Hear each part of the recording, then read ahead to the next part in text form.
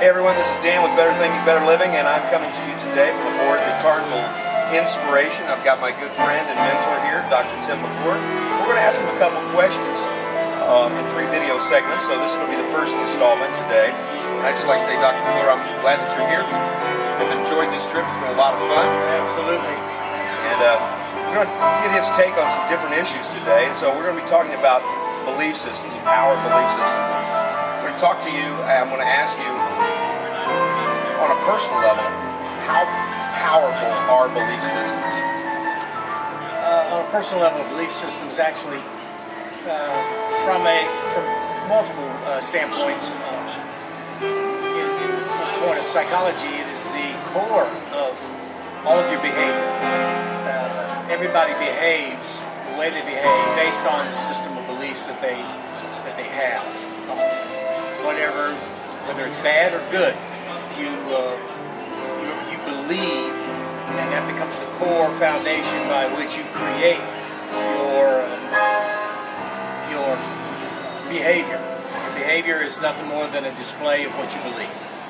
You will never ever behave contrary to what you believe. Unfortunately, way too many people, they do that. They say, Dan, that they believe one thing, but yet they behave something opposite. And so that conflict and that discrepancy in their life creates neurosis. That's what is defined as neurosis. So that behavior. So I would say that your belief systems are the absolute core to everything you do. And if you don't like your behavior, if you want to tweak your behavior, you want to tweak your outcome, your outside world, whether it be actions, lifestyle, economics, no matter what it is, you have to go to the core, which is your belief systems, and you change that, and then your behavior, your economics, your family, your business, your everything will change. You never change the outside, and then it influences or changes your belief. You always have to change your belief, and then it changes everything else. So the biblical adage that said thousands of years ago, as a man thinks in his heart, so is he. There's a lot of truth to that. That is a fabulous, and it should be a hallmark mantra in everybody's life, is to, as a man thinks, so is he. As a man thinks in his mind, and so is his belief, so is his behavior, so is his family, so is his economics, so is his business, so is his religious, spiritual life, so is everything. It's how you think, it's your belief systems, and those structures, they determine outside extrinsic subjects. Your extrinsics never determines your internal. But the unfortunate, the neuroses of humanity is that we think the outside has caused my inside. Not so. It's my inside has caused my outside. So what you're saying is, if I want to live better, I have the power within me to create the kind of life that I want to live. If I believe that I am destined for destruction, then I'm going to live and act accordingly. And if I want to live my life the better way, I have the power to change my direction, correct? Well, the idea is that I would reverse it. The point is that if you look at you do an inventory of your life, and you say, I don't like my finances, I don't like my health, I don't like my relationships, I don't like my spiritual life, I don't like everything outside. If you look at that and say, I want to change, then what you need to do then is, after you do that inventory, then do an internal inventory, do a belief system inventory. Because you will find that you'll have connecting beliefs to what you have. Case in point, if you're economically depraved, if you take an inventory, you look at it and say, I don't have enough money. Okay, great. That's easy to do that inventory. Fast. You can do that right now. But do you have enough money? No? Okay, then we just done that analysis. All right, now go back into your belief system. And you will find, in every one of our lives, we were raised with a belief that money's bad. We were raised to believe that only bad people get money, and then the only way you can get money is you do bad things. You have to crook people, you have to steal, you have to manipulate, you have to do under the table deals, and that's a belief system. Right. And that belief system has caused you to be economically depraved. So now you have to go back in and start tweaking and working on your belief system and say, well, that's not true.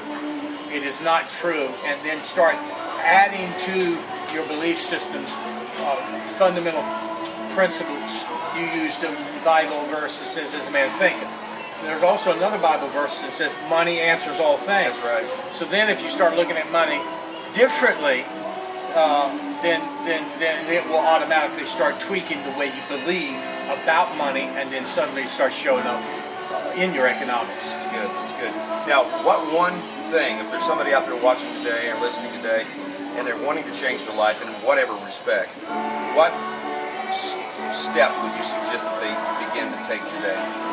I would say, I would advise you to do 1, 2, 3, a little table tier.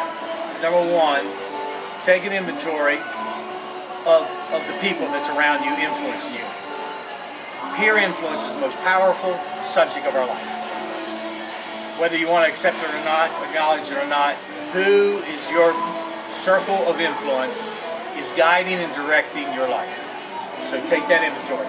If you look at their life and say, that's where I want to be, then you're 2 thumbs up.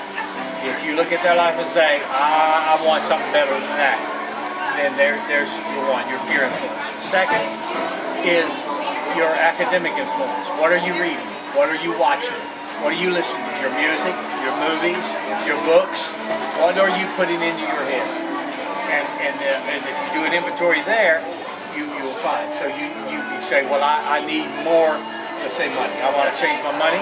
Then you would look at the books you're reading, look at the movies you're watching, listen to the music that you're listening to, and say, are they facilitating this? Do they talk about this in a good way? If they're not, then change that. And then third, your own mantra.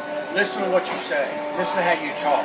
Listen to what you say out of your mouth to your friends and the statements you make, and do an inventory of what you say, and then say, well, that's not taking me to the place I want to go, and change that. So it's extrinsic influences, academically, intellectually stimulant influences, and then internal influences. You change those, you're on the right path. Thank you, Doctor. Well, we're going to have some information for you at the conclusion of this.